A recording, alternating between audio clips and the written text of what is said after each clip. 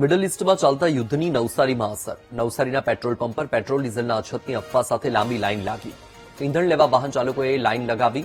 Commercial વાહનોને પૂરતો જથ્થો ન મળતા વાહન ચાલકોની હાલત કફોડી. વાહન ચાલકોને માત્ર 100 લીટર ડીઝલ જ મળતું હોવાનો આરોપ છે. ઓછા ઇંધણના કારણે સમયનો વેડફાટ થતો હોવાનો દાવો. ડીઝલની અછતના કારણે ખેતીમાં પણ અસર થતી હોવાનો દાવો કરાયો છે. ખેડૂતોને પૂરતું ડીઝલ ન મળતા કાપણી પર અસર. પેટ્રોલ ડીઝલની અછતને લઈને કોંગ્રેસમાં રોષ છે. પૂરતા પ્રમાણમાં ડીઝલ આપવા કોંગ્રેસે ચીખલી પ્રાંત અધિકારીને રજૂઆત કરી.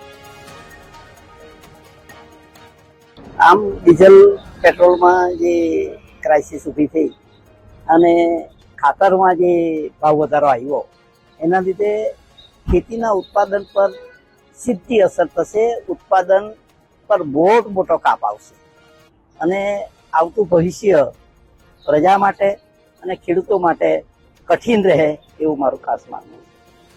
અને આ સરકાર જો ધ્યાન રાખશે તો પ્રજાને વિમુક્તતા વાત. વિશ્વમાં યુદ્ધની પરિસ્થિતિઓના કારણે પેટ્રોલ ડીઝલ ઓઇલની અછત ઊભી થઈ છે, પરંતુ એ અછતમાં સરકારના મંત્રીઓ હોય, સરકારના અધિકારીઓ હોય, એને પેટ્રોલ ડીઝલની કોઈ અછત નથી.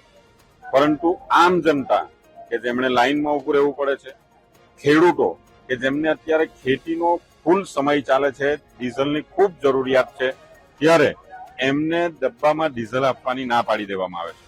અમારે મામલતદારશ્રી અને કલેક્ટરશ્રીને રજૂઆત કરવી પડી કે ખેડૂતો જ્યારે લાઇનમાં આવીને ઉભા રહી છે તો એમને ડબ્બામાં પેટ્રોલ કે ડીઝલ કેમ નથી આપવામાં આવતું. એમને ખેતીમાં પાણીની ખૂબ જરૂરિયાત હોય છે, મશીનો ચાલુ કરવા પડે છે, ત્યારે એમાં ડીઝલ આપવાની ના પાડે છે અને ખેડૂતો લાઇનમાં ઉભા રહેવા માટે મજબૂર બને છે.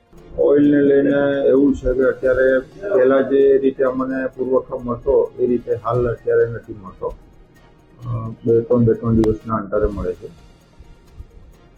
એટલે થોડું અમને મુશ્કેલીનો સામનો કરવો પડે. મુશ્કેલી એવી હોય કે અમારી પાસે ગ્રાહક હોય પણ એમને આપવા માટે પેટ્રોલ ડીઝલ આ હોય.